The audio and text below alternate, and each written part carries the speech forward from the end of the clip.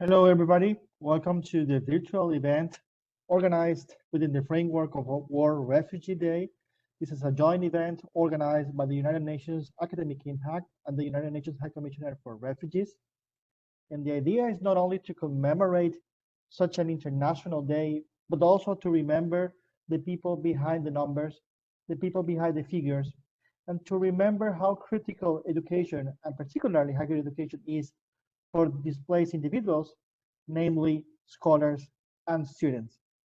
It is an honor and a privilege for me to speak on behalf of the United Nations Academic Impact. This is an initiative housed in the Outreach Division of the United Nations Department of Global Communications that aims to connect higher education institutions, universities, and colleges with the United Nations goals and mandates in fostering the principles enshrined in the United Nations Charter, including the promotion and protection of human rights. And of course, it is a privilege for us to connect with another component of the United Nations system that precisely is dedicated to the protection of refugees, asylum seekers, and internally displaced persons, such as the United Nations High Commissioner for Refugees. Before we start, allow me to explain how this virtual event is going to be. We are going to address, as a general topic, Together We Learn, having an emphasis on the fact that we cannot leave nobody behind, that everybody is entitled to the right to the access to higher education. And in that sense, we are going to cover 3 different topics. It's going to be a conversational format or style. So we're going to ask questions regarding these topics to the distinguished panelists that we have with us today. And during the course of the webinar, the attendees are free to comment or present questions in the Q&A box. And we will do our best to address such questions or comments to the experts that are with us for these virtual events. Having said that, it's now my privilege to present to you Mr. Rick Towle. Mr. Rick Towle is a Deputy Director at the United Nations High Commissioner for Refugees in New York. In his 2 decades with UNHCR, he has also served as a representative for the United Nations High Commissioner for Refugees in Malaysia.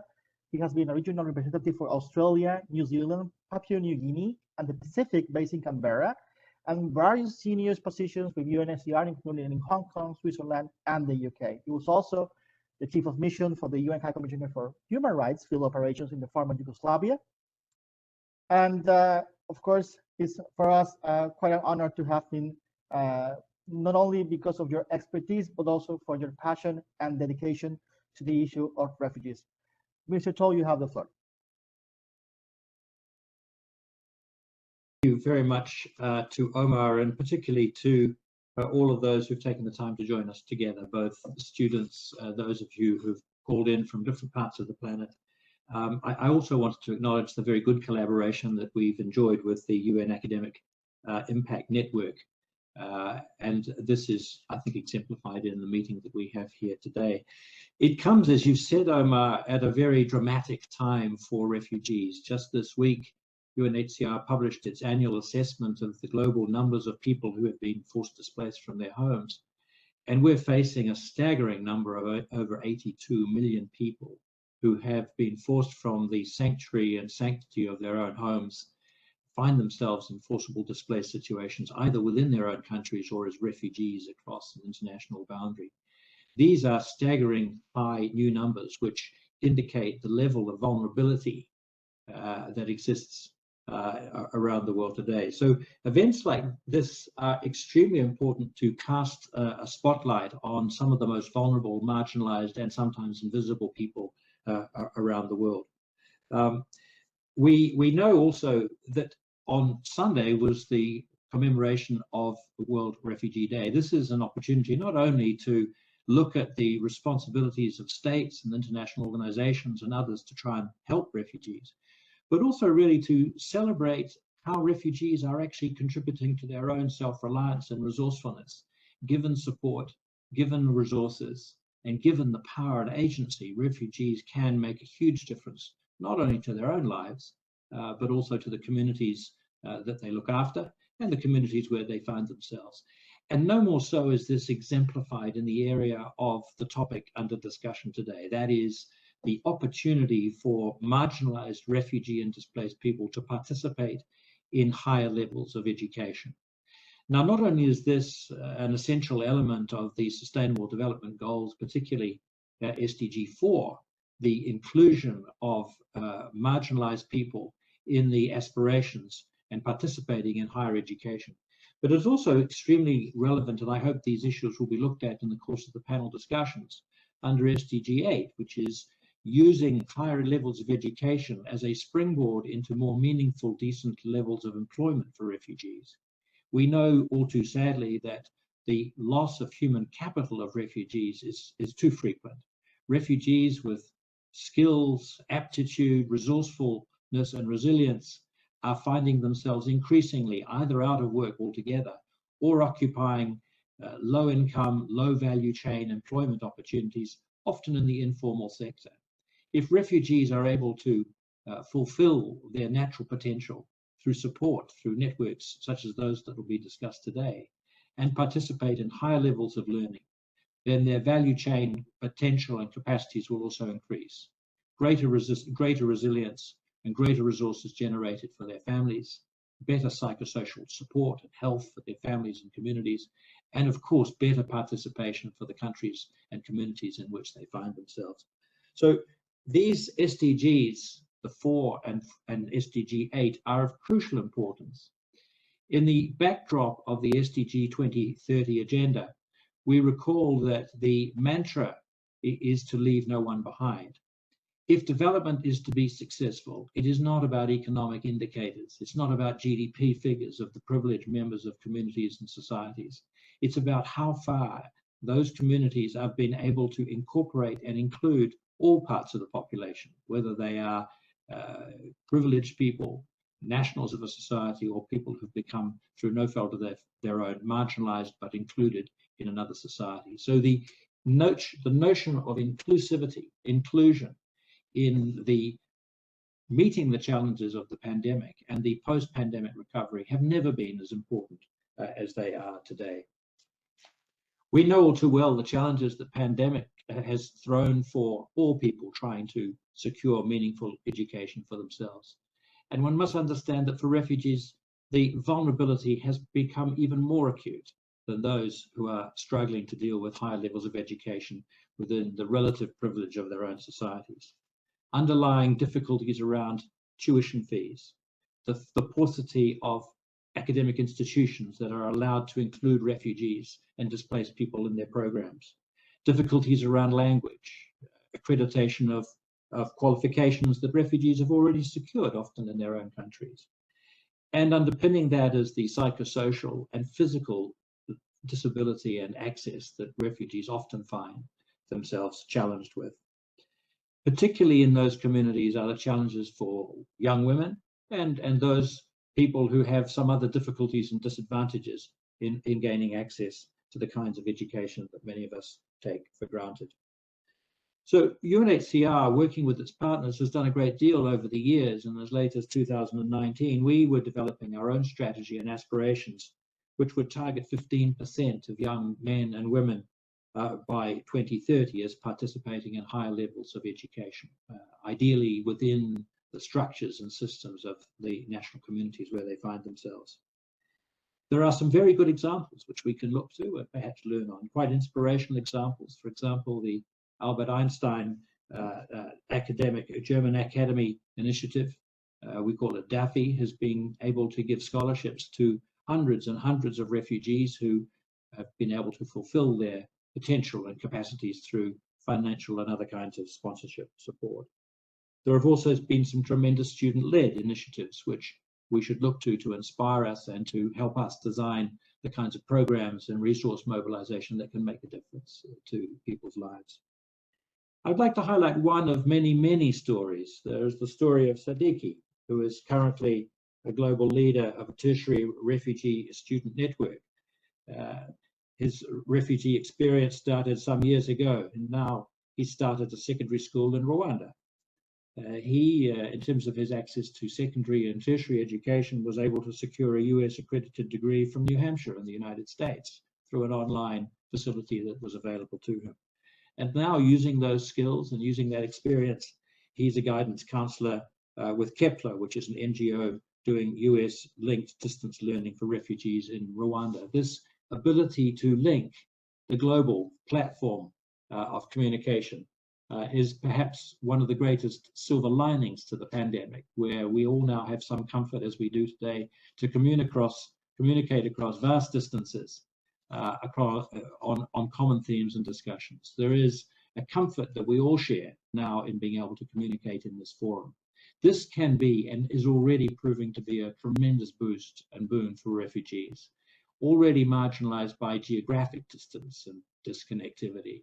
Finally, they're able, provided the resources are there of connectivity, are able to join others around the planet in the pursuit of connectivity through education, particularly higher levels of education. We know that many universities are now providing online courses, which opens up the opportunity for refugees also to participate in this new way of learning and new way of working. So there are tremendous opportunities out there. As refugees look to convert or translate their higher levels of education into meaningful employment, this is an opportunity to increase the value chain, both for themselves and also for their families and the host communities. I'm recalling the situation for Samuel, a Venezuelan refugee in Ecuador. He, as a qualified doctor, is now able to work and is participating actively in the public health response in Ecuador to deal with public health issues, including the pandemic. This is refugees living in the host community, giving back, and being seen to be giving back. This is a tremendous importance in this global environment today, where refugees are often maligned or mischaracterized as a threat to a community or a host society. Refugees who are able to participate in the host community and host society to give back through meaningful employment and meaningful participation can help to demystify some of the prejudices that exist for refugees living in the midst of other communities. So I am grateful on behalf of UNHCR to make these opening remarks, because we'll hear, I think, from the learned panel shortly about how these various endeavors are working in practice. Of particular interest to us is a component that will be discussed by one of the panelists from New School, who we enjoy a close working relationship here in New York, of a special program that links scholars, refugee scholars around the world, who are able, despite the distance and isolation and loneliness of their predicament, are now able to link up together with fellow academics, both in the pursuit of research, but also in solidarity for their situation. So these are very important initiatives, and I am delighted to be able to open this discussion today. So thank you, Omar. Thank you to all of those who've put together this very, very interesting program, and I pass the floor back to you. Thank you. Thank you very much indeed, Richard, for your opening remarks and for providing us the perspective from UNHCR regarding this topic. And now to start with the discussion, which is going to be focused on at the very beginning. The first part is going to be centered around equitable higher education opportunities for all. Because most of the time when we think about refugees, education is perhaps not the first thing that comes to our minds. When it comes to refugees, most people tend to think in the humanitarian assistance component of the protection of refugees based on the provision of food, shelter, health services. But education is actually quite important, and we have a distinguished panel here today with us that is going to speak first about that. And allow me to introduce them one by one first, before giving them the floor. First, we have Professor Dawn Freshwater. She's the Vice-Chancellor of the University of Auckland in New Zealand, which happens to be also the SDG Hub for Goal 4 Quality Education of the United Nations Academic Impact. So it is not only a member of UNAI, but is quite a remarkable member of UNAI, I must add. And they have a tremendous job in promoting and fostering education among the most vulnerable groups, including displaced persons. She has held a number of university top-level positions in both the UK and Australia as well, and she's an expert on public health and particular mental health, which is quite important in these pandemic times. We also have with us Professor Arian Mack. She's a professor of psychology in the New School for Social Research here in New York in the United States. She's a research psychologist and also the director and founder of the New School Journal Donation Project. And most importantly, she launched in 2018 the new University in Exile Consortium, a supportive community for threatened scholars, and she will speak about that later during this event. I'm also privileged to present a fellow national of me from a very young country, Venezuela. We have Manuela del Carmen Freitas Gonzalez. She's 19 years old, Albert Einstein German Academic Refugee Initiative Scholarship recipient. She has been living in Mexico since November 2018. She's finishing at this moment her bachelor's degree in nursing. And we will hear her own personal journey and experience as a refugee student. And last but not least, we have Mr. Ben Webster. He's the founder and CEO of Mosaic Education, which is a non-governmental organization providing refugees with language skills, academic guidance, and finance support necessary to access online or campus-based university courses.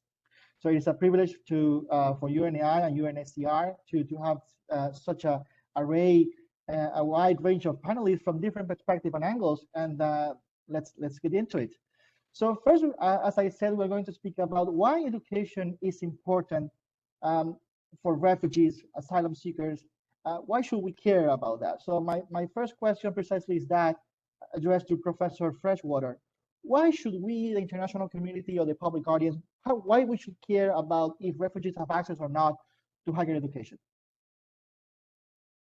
Koto katoa, and good morning, good afternoon, good evening to everyone who's joined the event, and thank you for the opportunity to speak at this important event this morning. So let me just start by acknowledging, as you already have, Omar, that as the United Nations Academic Impact link into the SDG 4, quality education, we take this extremely seriously in terms of our responsibilities, both here on the ground in New Zealand, Aotearoa, and globally. And of course, interestingly, we as a nation have been founded on successive waves of migration, starting about 800 years ago with Polynesian migration, which established our Maori indigenous peoples, the Tangata Whenua, and then of course European migration has followed. And so this, as you might imagine for us, is woven into the fabric of all that we do and all that we think about. And here at the University of Auckland, we have around 900 students who've self-identified as coming from a refugee background. Now, to your question, and let me just respond to that in thinking about the importance of equitable higher education opportunities and why we should care about that. Well, as SDG 4 states, education is one of the most effective ways to help lift people out of poverty and to improve their lives and the lives of their families. So I like to talk about this as a Vice-Chancellor in the context of giving people choices, but not just giving people choices, but giving their families and their future generations choices. The right to education helps mobilize and realize many other rights for refugees, such as the right to work, the right to access to good health care, and access to housing. And so, in a sense, the basics of Maslow's hierarchy, having that sort of sense of health, well-being, shelter, a sense of belonging, are all predicated on the right to education. For many refugee families, the investment on their children and their children's future is a key pillar of what they're doing in terms of thinking about how they can really contribute and have a meaningful experience in the way in which they're enhancing the opportunities for their children. We see this in a high percentage of refugee background students. We also know that the United Nations has signalled its 15 by 30 initiative. So 15% of all refugees, we've already heard this morning, in tertiary education by 2030. That whole effort will create upward mobility, It connects people across difference. It provides insight into the complexities of the social, environmental, and political economic issues that our societies face. What I would say is, and we can't think about this particular event without talking about the pandemic, what I would say about the pandemic and COVID in itself is, if anything, it's exacerbated those inequities, and it's also, I think, really cracked open for us some of the gaps that already existed that were perhaps hidden through, numerous other things that sort of are overlaid in terms of refugees' access to higher education and the equities provided within that. And so I think, they're my initial comments, but I would just say that one of the things here that we really need to consider is when we talk about connection across difference, we're seeing so many divisions across the globe, and having opportunities to engage with other people through education, I think, really starts to address those sorts of divisions of difference also. Thank you very much indeed, Professor. It is actually a sad reality that in the context of the COVID-19 pandemic, discrimination and xenophobia against refugees has increased. And certainly education is a tool to overcome that challenge. And precisely to talk about her personal journey, I would like to give the floor to Manuela to tell us what has been your journey so far. What can you tell us from a student perspective? Why higher education is important for you and for refugees in general?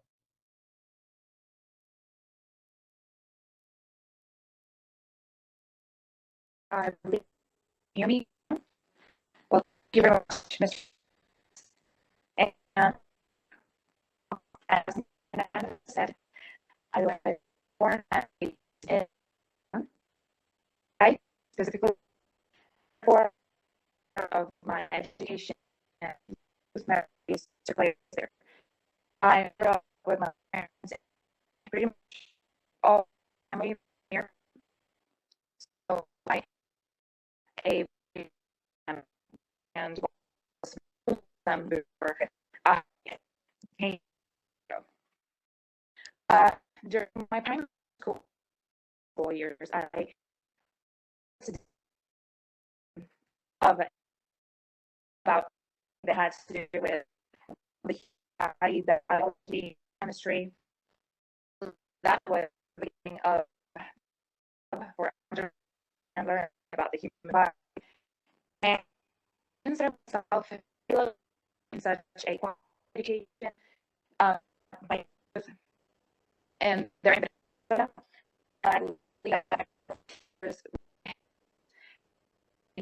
understand from the very beginning, help me form the knowledge that I have. I learn new things. I have many at school. Environmentally,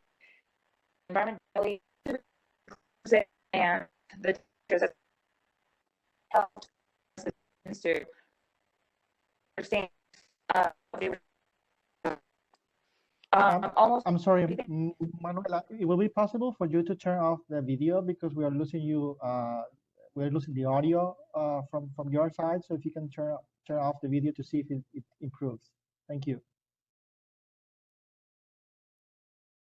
I can hear you very well. It is better now. Thank you. Okay, thank you.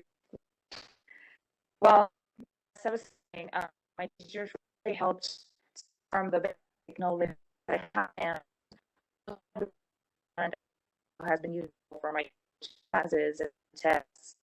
I want to say is I'm looking forward to the theory I learned about the years, these years, and what I read in every book. I also have any issues with my career, my nursing degree. I believe that thanks to my initial in Venezuela. We left Venezuela in 2018, leaving our parents behind, except my family, because I came here with my parents. I was during my senior year at high school. My parents and I decided to Mexico, seeking for safety and security. When we got here, it was really hard getting used to the country, culture, pretty much because we speak the same language. I believe that Mexico it's first for me and my parents. We had issues or experiences that people here because I believe they're very welcome case. And I think that was in fact difficult for me. My parents was leaving behind. I can say that luckily we keep in touch with them through text messages, video calls, especially well this tool very with of course easy for us to get old life back like it was in terms of economy and material aspects. Sticking together family has helped us, and it has helped me actually get through difficult times and keep on and remembering and to sheep.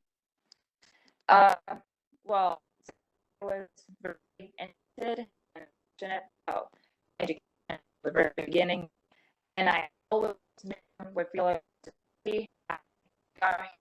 so I really started in university with the same course. The cost I was not able to enroll, I started doing research. That's when I heard or went about these photos. And of course, I didn't have to. I was lucky enough to receive a scholarship and to start making my own show and studying Dream University that I knew about. And I gave this for Brazilian refugees and Mexico. I really think if the opportunity, the chance given, we can sell and information and we can professional as citizens wherever we live, but context Mexico and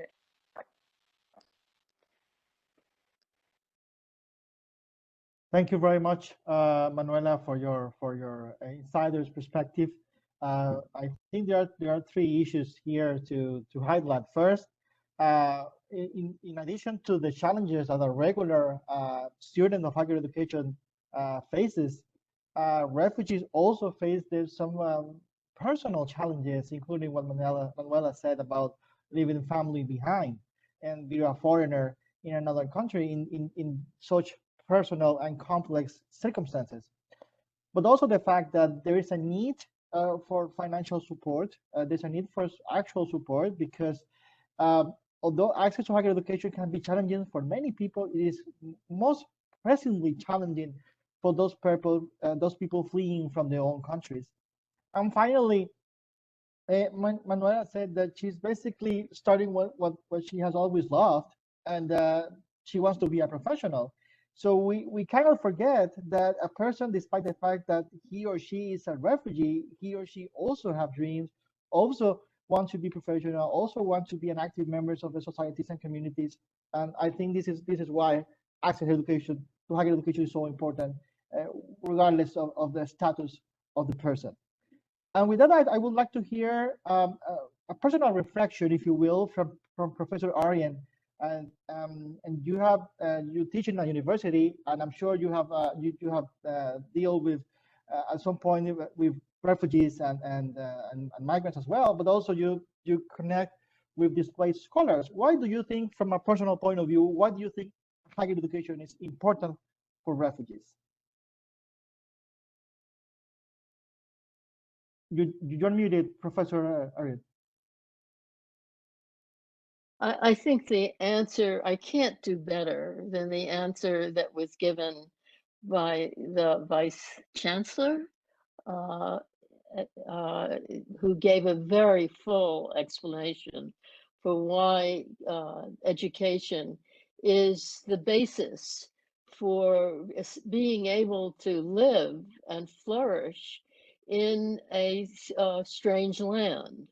And to become part of it. And that's a very difficult, there's a wonderful quote, which I can't recite to you, by Edward Said, about how terrible the pain of exile is. And it can really never be overcome.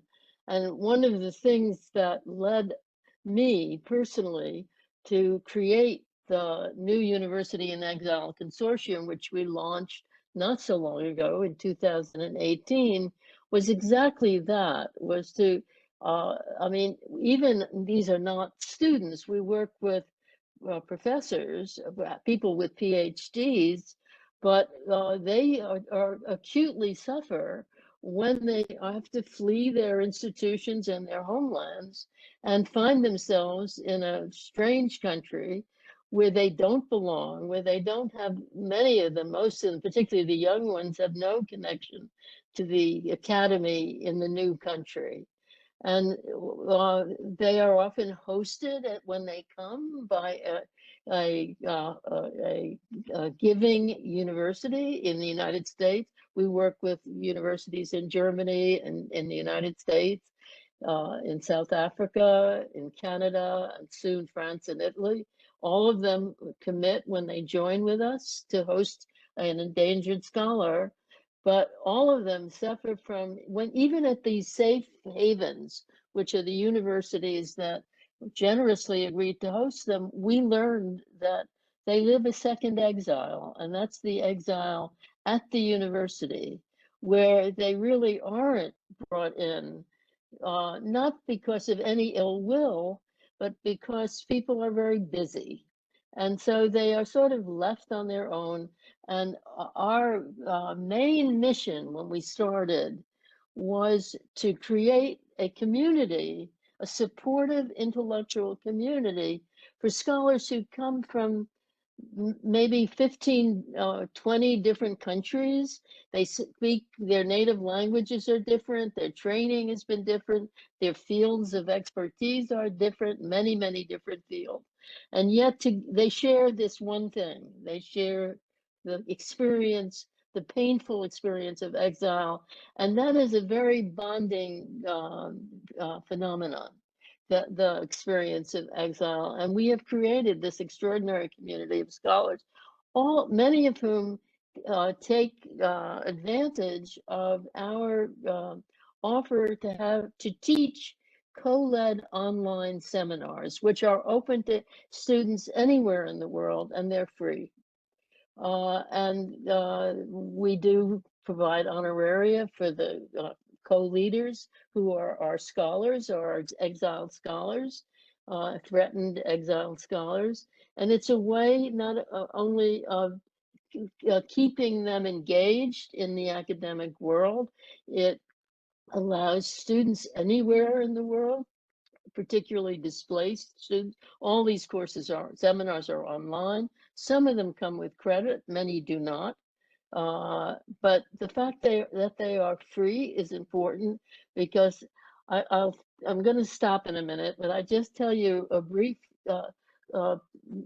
story right now about what we're trying to help with. As you all know, there's been a junta that took over the government in Burma, in Myanmar. And the diplomats who were working for the legitimate government, most of them have now refused to work for the junta, and they are in many different places in the world. They are stranded, they are without income. They have joined something called the Civil Disobedience Movement, which is, of course, in opposition to the government that has wrested power in Myanmar. And We are most of these diplomats, the 20 that the group of 20 we are working with, and given the huge numbers we heard about the number of refugees, it's a drop in the bucket.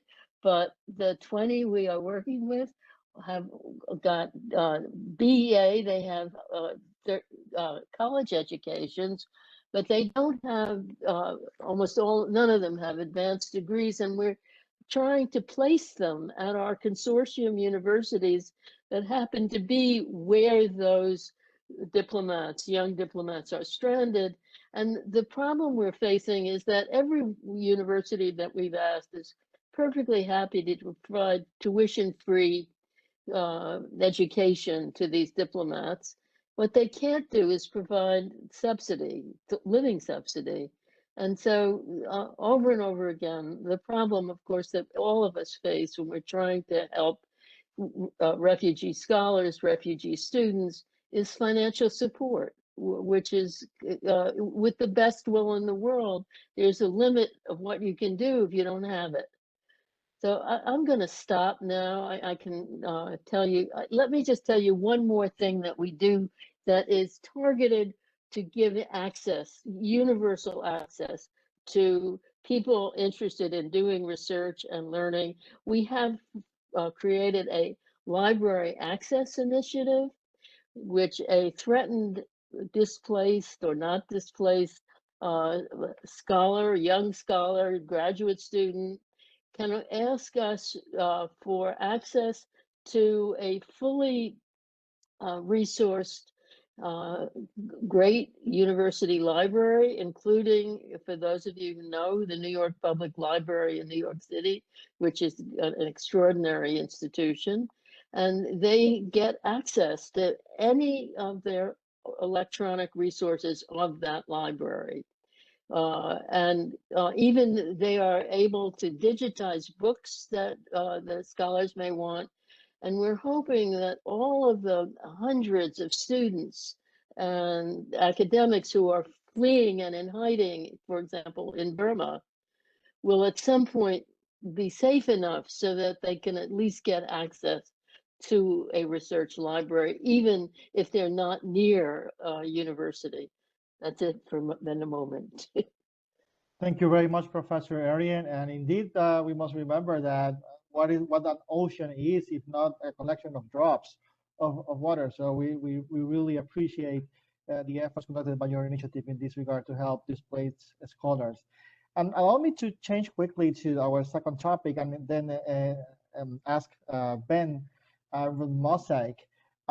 Since your organization helps students in their challenges, which ones are those challenges? What are the challenges that you normally see in students as refugees coming, regardless of the countries or regions where they are coming from? Thanks, Omar, and thank you for inviting me to the panel. It's very exciting to speak to you all this evening, and actually particularly exciting to speak alongside someone from the New School, because the University of Exile, as it was in the 20th century, is one of the things that inspired me to get involved in what I do now. So that's really exciting. And then, I mean, to your question now about the challenges that young refugees face, and just to give you some background, Mosaic works primarily in the Middle East, in Jordan, Lebanon, and Turkey. And I'm sure the challenges vary greatly region to region, but one has already been mentioned, which is cost. And in the work that we do, and we do lots of actually design work with young people to design the programs that we work on. And again and again and again, whether we're prioritizing what to include in a program or talking about the challenges that they face, costs are the major factor. Perhaps for obvious reasons, but if they're not obvious, then if you're fleeing as a refugee family and you don't have access to work, your resources and savings are depleted fairly quickly. So costs are a massive challenge. I think the other areas that really come up for us in the region where we work, and again, and actually Manuela touched on it during her intervention, is secondary school, and particularly for young Syrians, access to or enrollment in secondary school is particularly an issue. And just to give you a couple of stats, caveating that with these are maybe a few years old, but in Jordan, only just around 5% of young refugees, of Syrian refugees, are able to enroll in secondary education. In Lebanon, that drops down to 1.4%.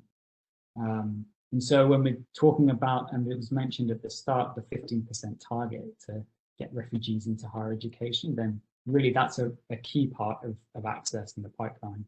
And there may be many reasons why people can't access secondary education. Cost is one, and the opportunity of cost of secondary education, it increases as you get higher in the levels. But also issues of changing curricula, language, and discrimination. And just to run through some of the other challenges that refugees face, particularly in the area where we work, but also because there are lots of online initiatives at the moment, language is key, and particularly English language learning. That's one of the areas that Mosaic works on. Because the mother tongue of many of the people that are in the regions is Arabic, and there aren't as many online programs or international programs available in Arabic. But even we've done some research with the British Council about how refugees navigate their local ecosystems of learning opportunities, even to navigate and understand the different opportunities, where they are, how to access them, still requires a level of language that they don't have in English necessarily. One of the other areas we work on, as you mentioned at the start, Omar, is guidance and information. And this area is sometimes overlooked, but actually in the last 5 or 6 years, there has been a proliferation of opportunities for young refugees, particularly in the Middle East. And okay, it's not to the level that actually meets the demand at the moment, but the challenge for young refugees is actually finding out about the scholarships that are available to them. What are the prerequisites that they have to fulfill? How do they put together a scholarship application? These are not necessarily things that are familiar in the secondary education school systems that they've been through. And also valuing and researching and seeing whether it's right for them, these different other opportunities, whether it's outside of scholarships, there could be online opportunities or other more vocational and tertiary opportunities. And I'll leave it there in terms of the challenges. Actually, one more that I'd really like to highlight is mental well-being. And I'd like to highlight mainly because there really isn't much research or programming on this area, particularly with the demographic that we work with. But it is absolutely a crucial issue, not only in terms of a young person's access to education. And when we're talking about equity, it's not just about access, but it's actually outcomes and going through the programs. That's very important in terms of their success and graduation. Thank you very much indeed, Ben, for that. And certainly I remember when I used to be a graduate student abroad, the amount of paperwork that you have to do. Imagine if you're a refugee student, how difficult it can be to get the information, to process all the things that you need to have. If you do have access to paperwork from your home country, which might not be possible. And it's important, it's quite relevant that you mentioned mental health and the mental well-being of the students. We must remember that the circumstances that force these people to flee their countries, we can find trauma. We can have the long-lasting effects of violence, of war. So of course it is difficult for a student, a young person, to simply forget whatever happened to him or her, and just to focus on studies. So we thank you very much for highlighting that.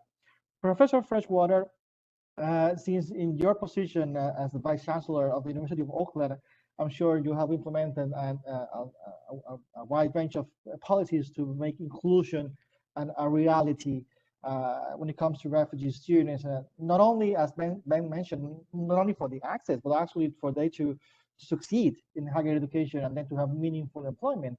And if I may add to that question, we received a couple of comments in the chat box that deal with, okay, we can offer online education, but what happens with refugees that do not have access to ICTs or to good internet connection and so on? So thank you for your intervention.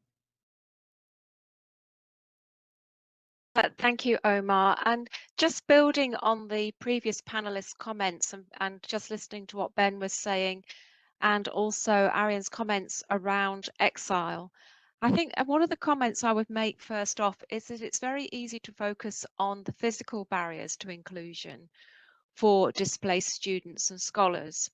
But in actual fact, what we've been talking a little bit about under the surface here are also the psychological and the emotional barriers. And so even if, I'm just going to start with this point, then I'll come to some of the barriers. Even if the facilities are available, the equipment is available, the internet connections are working fully, that doesn't mean that every displaced student, refugee, scholar is fully present and able to learn, because there are so many other things that are happening internally in terms of, you know, the issues that people are facing and bringing with them that prevent them from really receiving information in a way that they can digest and use efficiently. So let's not really underestimate the impact of those challenges and changes, and Manuela actually gave a really good example of this. Also, of course, as some of the comments are pointing out, yes, it's great to see much more access to digital means and access to technological capability, but that's still very unevenly distributed. And in that context, we have to understand that that makes it actually even more obvious to us that we still have some work to do. And the United Nations have really talked a lot about this in their response to the SDGs. So one of the things that I think we haven't spoken about, but I do want to address, are those unconscious biases that Arian and others have pointed to. And it's not just the unconscious biases institutionally, but it's employer biases. Employer biases when people are actually starting to come and think about meaningful employment post their education. And in that context, some of the things that universities and indeed schools need to think about in terms of unconscious biases is the assumption that learning styles and academic writing standards are the same everywhere. And of course, they're not. And what sort of allowances do we make for people who are joining us in various parts of the globe, who we assume will be able to make that leap, not just in terms of academic writing standards and addressing new learning styles, but joining new cultures, and often in the context, Arian, that you pointed to, which is, you know, communities of exile come together because that's what brings them together. And communities of students on university campuses find all sorts of ways to bring them together, all sorts of associations. And so it is important to have the right support on our campuses.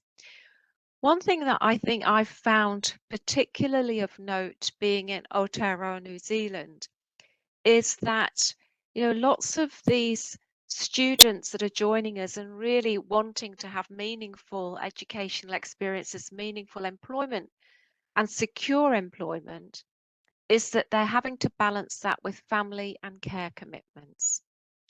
And so, you know, Manuela talked about large families.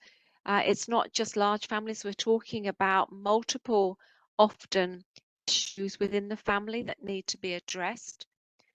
Actually just trying to keep themselves warm, fed, roof over their head, all those sorts of things. And that has implications for the choices that our students make sometimes to attend a class in university, or to go to work, or to stay home with caring responsibilities. Now, this is really amplified for our refugee students and for those students who particularly have come from difficult backgrounds.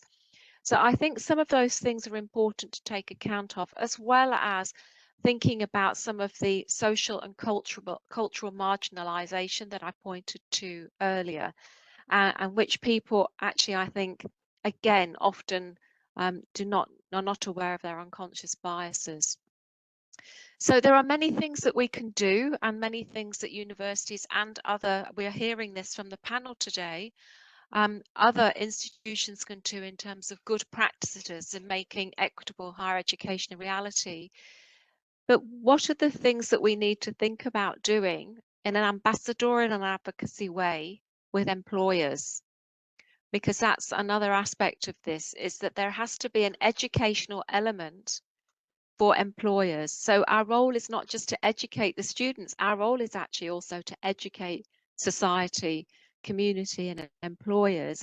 If, as Richard said earlier, we're going to move away from low paid, insecure employment that many refugees are having to live with and access. So I think we need to think, this is my final comment on this point, Omar, I think we need to move beyond just thinking about the availability of education to consider more adaptability in that regard. So thinking about the learning styles, more acceptability in terms of social inclusion and the multiple responsibilities that people have around caring, and provide opportunities, I think, for these particular equity groups and student groups to feel that they're welcomed and included in a way that also acknowledges that they have much to offer in terms of us learning about different ways of thinking and learning.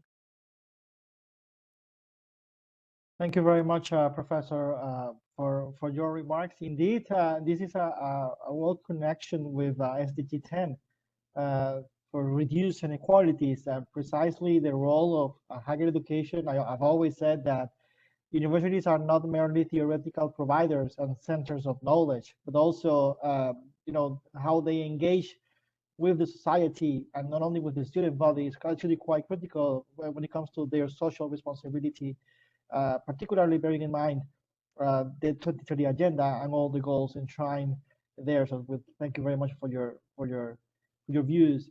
Manuela, I would like to ask you, as a student yourself, if you were to summarize the problems and challenges that you have overcome as a student, what would those be?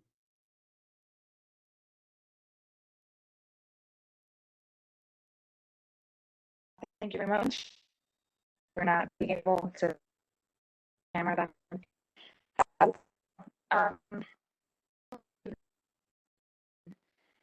Allows for both introvert and extrovert students, especially younger people like me, that are students in the same space to feel safe and encouraged to share their thoughts, beliefs, and feelings even freely. I think that inclusion gives us the opportunity to be open about how we feel, and us the opportunity to talk about things that don't necessarily make us feel comfortable. I also believe talking about I also believe that it helps symptoms of social anxieties now, the COVID pandemic, because inclusion creates community. At the same time, helps people express their thoughts and their mind, and it takes away those thoughts that don't let us speak. Studying, mainly, I believe it also helps and that expresses to the main public how it is for the population of access to education, especially higher education. That really does make an impact. And and the other and learn how to contribute to this as well. I also believe that most students like also believe that we have the knowledge that see the is what's best for us and for the rest of society. I believe that young people is see the leaders of. So I believe students became a part of decisions impact society as a group. So we that we refugees and scholars perspective to be part of the solution to make more higher education opportunities available. I believe that we, especially those that are scholars like me, because we get every day, we get through every day, and we have this first experience. Therefore, we can and we should have conversations that can about change. My final point is that I think that we also, with other ways, we could essentially inherit education spaces, since when you're passionate about education in general, you have no success in it. Well, yeah, you become very and potential and possible ways that can make it happen. Thank you, Manuela, for your views. It is actually important to note what she mentioned about, okay, if we are to design policies toward refugee students, the first one that need to be asked are refugee students themselves, because they are the ones who are facing the challenges. They are the ones who understand the problems. So we have to leave behind also, in this case, we do have to leave behind these notions, these conceptualizations regarding refugees, and start thinking as UNHCR is doing, as the UN is doing, and so many NGOs are doing, and universities. Okay, let's start with what refugee students need, how they feel. So that will be a starting point. And with that, I would like to give the floor to Professor Freshwater again, because I believe she has another commitment. So Professor, you would like to take the floor again? I'm sorry, are you asking me? No, Professor, the Vice-Chancellor from the University of Auckland. I'm sorry. Thank you, Omar. Yes, and unfortunately, I do need to leave the forum, but a couple of closing comments, really. First of all, I wanted to respond to one of the comments that's on the chat, and there's a comment about the relationship to what we're talking about to prisoners. And I think, you know, what we're talking about today in the focus of refugees also has translation to other groups. And so it's important to recognize that at a high level here, we have opportunities to think broadly about the other groups in societies that have access to education and how we support them. I think one of the things I would talk about just in closing is the importance of scholarships, the importance of ensuring that we have strong partnerships with our external refugee NGOs. And of course, as a Vice-Chancellor of a university, it would be remiss of me not to comment on the importance of academic thought leadership in this space and the relevance of that in terms of really making sure that outcomes are improved for all in this regard. Here at the University of Auckland, we have the Centre for Asia Pacific Refugee Studies. That's hosted by the university and undertakes a range of collaborative research projects and programs, but it's particularly related to challenges of conflict, something that we've been talking about, and something that we see now really displacing many people. But it's also focused on climate-induced displacement, something we haven't really spent much time on today. But of course, that sort of resettlement is something that we're all having to consider and that we're all having to think about.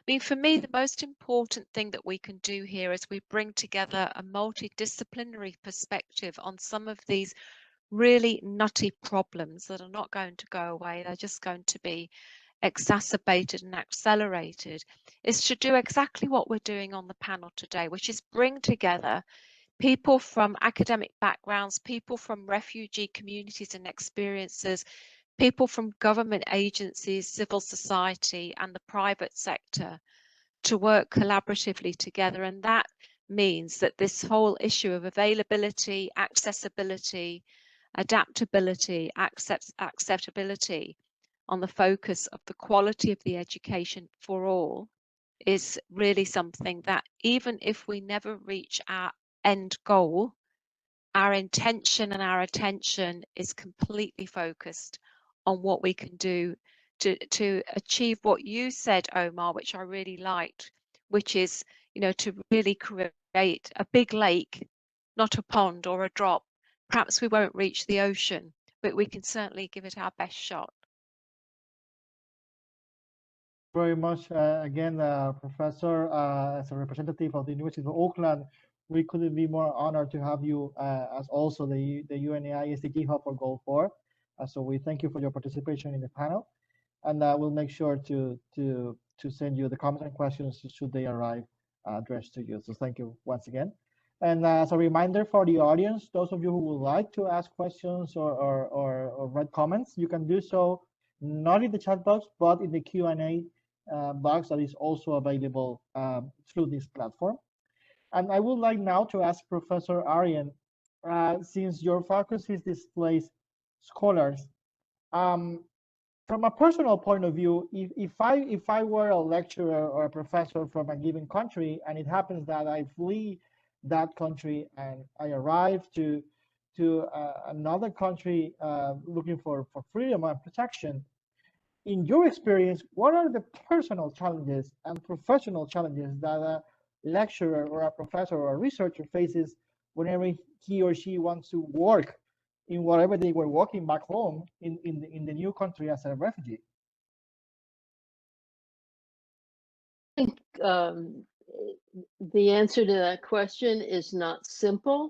I think many of the exiled academics who are members of our consortium, because they are hosted by our consortium university and colleges, are at least on initial arrival hosted on a fellowship of some sort at a safe university, which has agreed to give them some living subsidy, and some of them get the opportunity to teach. Not all of them. They all are able to continue their research. The problem that we face is not what happens when you arrive, what happens 2 or 3 years later when the fellowships dry up, and they do. 2, 3 years at the most, and maybe if you're very lucky, you can get a fellowship from another organization. So one of the problems that we who work with refugee and academics in exile is how to help each one of them get beyond the initial fellowship that has allowed them to be at a host university in a safe country. And that is not easy. One of the things I dream about, I'm not sure I will have the ability to make it happen. In fact, I worry that I won't, but I think someone needs to do it, which is to create a real university in exile in which the professors with lecturers are exiled academics who are exclusively the faculty. Now that's a large group, not all of them would get employed in this way, but they become the faculty, and displaced students, that is all the students whose universities have been shuttered or bombed, or they have no access because of academic freedom issues. And I just, as an aside, that's an issue that's not been raised here. But of course, one of the barriers, both for scholars and for students, is sometimes an issue of academic freedom. And who has access and who doesn't, and who can say what and what you can't say. And all of these issues are important, need to be made as known as possible. And anyway, the barriers are real. The academic job market for academics who leave their own country because they're forced to flee, and they now are in a new place. It is hard for the graduates of German universities, French universities, all with American universities, Canadian universities with PhDs to get academic jobs. Layer on top of that the fact that you're a refugee, you maybe have been trained in your own country, even maybe not. Maybe you've been trained in Europe, or if you're Turkish, for example, or Syrian, you may have been gotten your PhD in a European or American university. You're still, the market is so tight that, and it's so difficult that we try to help our scholars think about possible alternatives, and they're not easy to find. I mean, what else they might be able to do that would allow them to use their skills, but just not in a university setting. Anyway, I just want to stress that the issue of academic freedom, which has not been mentioned today until I think I brought it up, is one that I think requires enormous amounts of attention, because more as there rise, as we've seen the rise of authoritarian governments in many places in the world, they are accompanied by a loss of academic freedom in universities, and professors get fired for speaking what in another country would be perfectly acceptable. So I think that just making that clear that that's a barrier, and that we need to fight as hard as we can to make sure that academic freedom prevails everywhere, and that the UN is committed to making sure that it prevails, is an important thing for us to do. Thank you very much, Professor Arian. Indeed, academic freedom is a pillar and a fundamental component of any job at the university, or particularly in a teaching position. Of course, I am not aware that there are actually an international instrument that actually guarantees academic freedom at the international level, but certainly something that all universities should take into account. And certainly refugee scholars, displaced scholars, should not be prevented from enjoying academic freedom as the rest of their peers at the universities.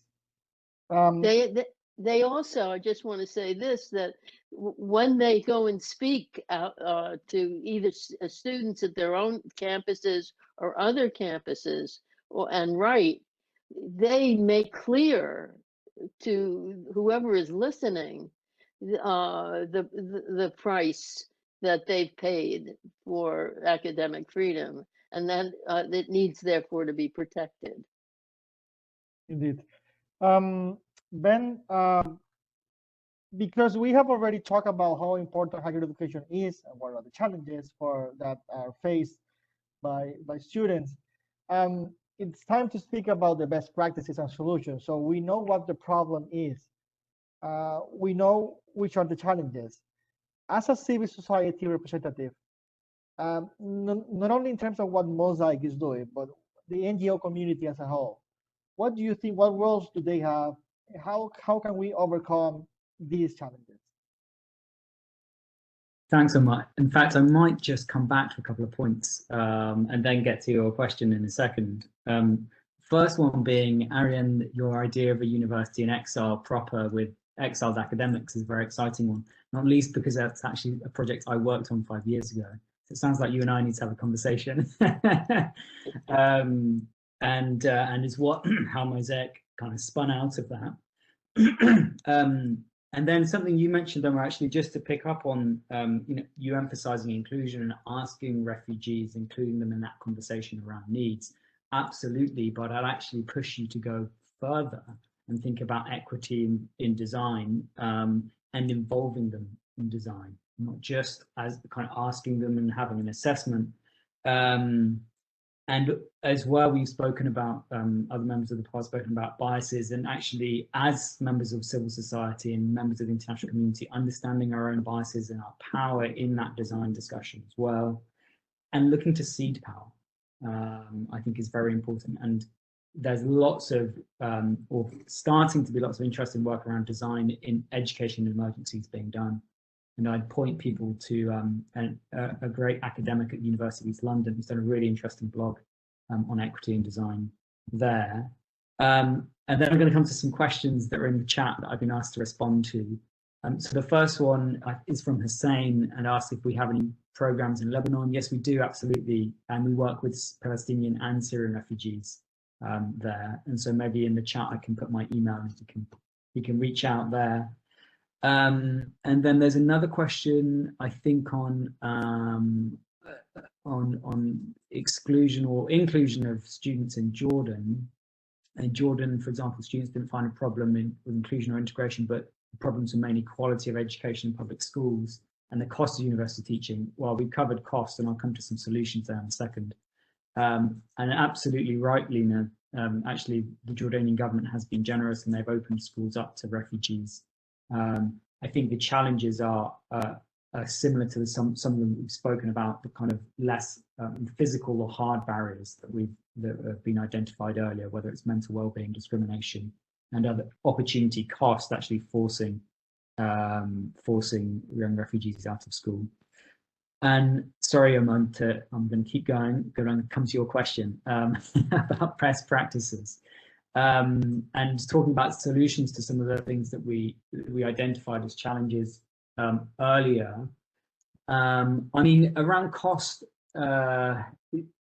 the professor from Auckland mentioned earlier before she went around connecting to employers. I think that's really important. And Arian mentioned earlier as well the issue of kind of pots being finite in terms of funding and scholarship funding. To reach that 15% target, there's going to have to be some really innovative solutions around costs and funding. And I think there's some really good, interesting examples. Actually, there's an organization in the north of Lebanon called Laser who've done some interesting stuff around crowdsourcing and the cost of degrees with local employers and philanthropy networks there.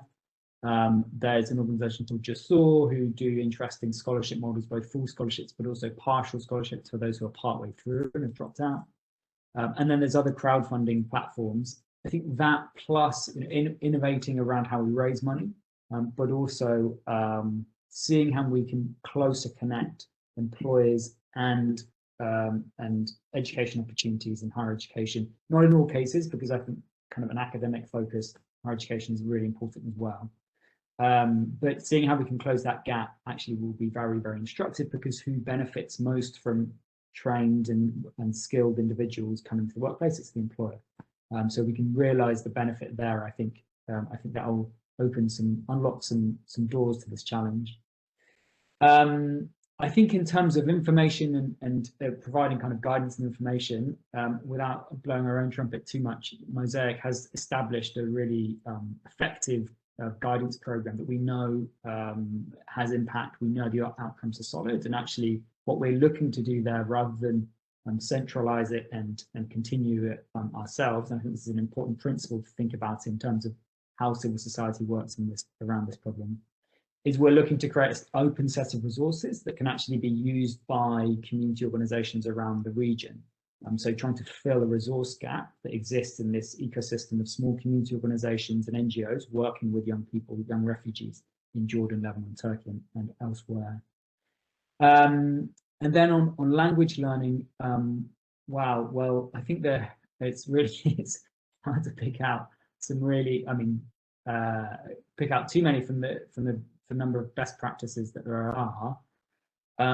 Again, we're doing some really interesting work around participatory pedagogy and language learning, how to allow students to shape curricula around language learning and make it more relevant and communicative. That's been very effective. I know that the British Council a few years ago did a really good academic preparation program, which included not just language learning, but also academic skills. There was a really interesting point as well raised earlier around the norms and values around higher education, how they may be unfamiliar to those people entering different higher education contexts. And actually in the UK, where I am at the moment, there's excellent work on what's called the widening participation agenda, which provides students coming from marginalized backgrounds, not just refugee backgrounds, it might be care, it might be elsewhere, who don't have that cultural the kind of cultural norms around higher education in their own background, that provide additional workshops, tools, initiatives to help bring them into what is a new arena, a different culture around higher education, and allow them to get through it. Yeah, and I think maybe one last thing around best practice that I saw around scholarships, because I know that's been mentioned a lot. It's really important to think about how a young refugee supports themselves through that scholarship, not just the costs of tuition, but also stipends too, and the extent to which that is necessary. And again, in Lebanon, I've seen very interesting models where the contribution to living costs has been negotiated with students individually. Now that's a hard model to scale, but actually means that you're having, if you can decentralize it and allow lots of organizations to do it, you'll be able to reach a high number of people. And hopefully that covers your questions in the chat and other things that I came to. Certainly, thank you very much, Ben, for your response and for sharing those best practices. And we have several comments getting into the box. However, because of time constraints, we are not able to address all of them. But certainly, Ben, you make a very good point in the different aspects of solutions that might address the various challenges that are faced by students that are displaced. However, we must remind, and I'm sure you have come across this as well, that there are no unique solutions that are applicable to absolutely every single person in every single country or situation.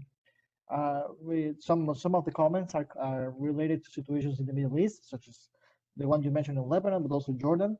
Of course, the situation in Latin America is completely different, same in Africa and in Europe. And so despite the differences, I believe that we must have the will to actually address these challenges. So it is not time, I believe, the time to discuss why education is relevant. I think this is something that we all know already. It is time to actually implement real and concrete solutions. And with that in mind, I would like to give the floor once again to Professor Arian for some final remarks. Professor Arian, you have the floor. Wish I could say something that would really matter about how we make it possible for more students who don't get access, whether it's because of money, whether it's because they are simply unprepared and they don't have access to the preparatory classes that they would need in order to go to university or to a college. I'm afraid nothing that we do, certainly nothing I do as the director of the University in Exile Consortium, addresses that issue. The only thing that we do that does is our open access online seminars, but they're really not largely designed for entry-level undergraduate students at all. So a few of them are, but essentially not. But I would just like to say that the plight of refugee scholars, which of course is a much smaller community. There are many fewer refugee exiled academics than there are students or people of student age who need access. I had an idea once that which wouldn't have required broadband access, but would have required electricity, where one puts a sort of either preparatory set of courses for college on a tablet, an inexpensive tablet. The tablets are then distributed, but it would require at least a connection to some connection or some way of sending their work in response to this curriculum. And the lack of broadband and the lack of funding strike me as the two most serious issues that face the large group of refugee-aged students.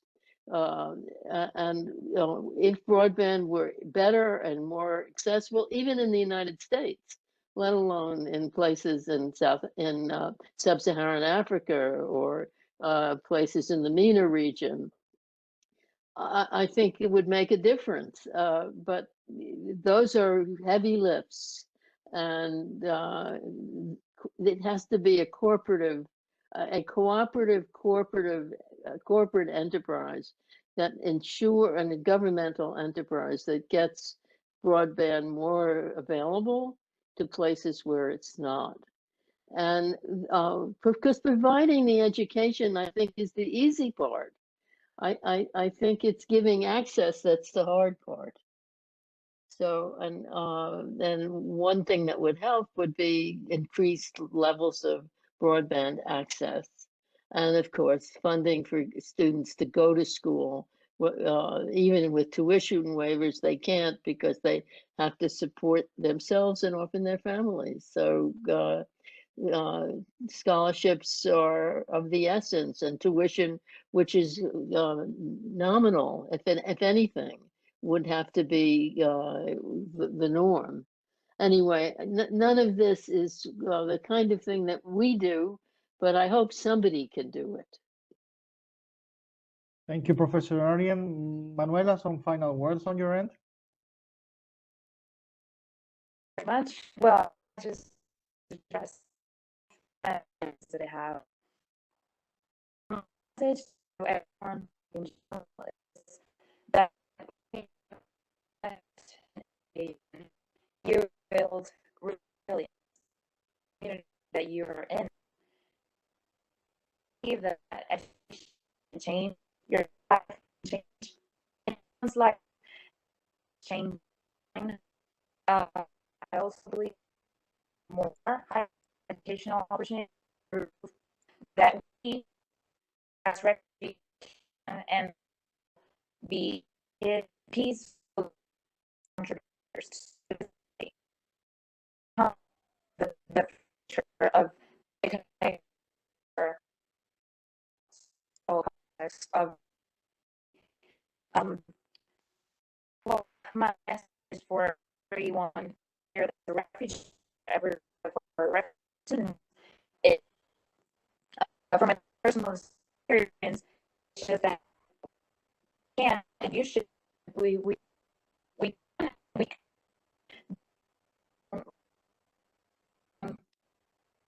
you're probably absolutely everything opportunity and try applying several times even.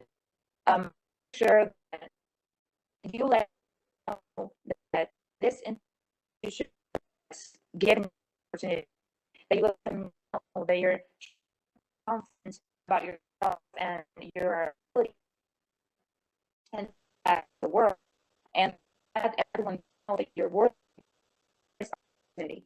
It will grow as a person and future as this community. That's a form to be part of this economic culture of community. Thank you, Manuela, for your personal view, and I wish you all the best, and to all refugee students around the world, that they have the opportunity to also have access to higher education and to find a meaningful employment, as pointed out by the Vice-Chancellor from the University of Auckland. Ben, a final word from you. I'll keep it very quick because I spoke a lot previously. So firstly, I think just to say and re-emphasize this need to design with refugee communities, and because you can leverage so much insight and innovation. And then secondly, perhaps building on what Arian said, I'm actually an optimist in terms of the technology. I think that's the easiest part to fix. It just needs investment in infrastructure, and actually some of the technology is already there. And there's something called the sneaker net, which underlies some learning management systems that would do exactly what you need and doesn't require high-speed connections. And I think around that as well, and the 15% target, there's just a huge opportunity. I mean, it's a massively ambitious target, which is, to me, is very exciting. And I see it as a huge opportunity to try and innovate, whether it's around technology, whether it's around models of funding for higher education, or whether it's around design and inclusive or equity in design. There's huge opportunities there. So yeah, I'll leave it there. Thank you very much. Ben, and thank you all the panelists for their participation in today's virtual event within the framework of the World Refugee Day. Just a couple of comments from our side. The UN Academic Impact has 10 fundamental principles, and 2 are particularly relevant for today's topic. One is a commitment of universities to ensure education for all, and second, to ensure access to higher education. And let us remember that on Friday, UNHCR, ahead of World Refugee Day, that was over the weekend, issued the new numbers regarding refugees. The number of refugees around the world has not diminished or has been reduced because of the pandemic. Well, most of us have stayed indoors. Refugees are still fleeing their countries. People are still fleeing their home communities. They are leaving behind their families. So although World Refugee Day is a day to remember refugees, 365 days per year, people are leaving their countries, not just on World Refugee Day. And we must remember that we have to acknowledge that fact. And not only we have to remember refugees, but also we have to work towards solutions to the various challenges that refugees face around the world, including that of lack of opportunities in the field of education and higher education in particular. So thank you very much on behalf of the United Nations High Commissioner for Refugees that co-organized this event and the UN Academic Impact. I thank you very much to the panelists and to the attendees for their participation, and wish you a very nice afternoon, evening, and morning. Thank you very much.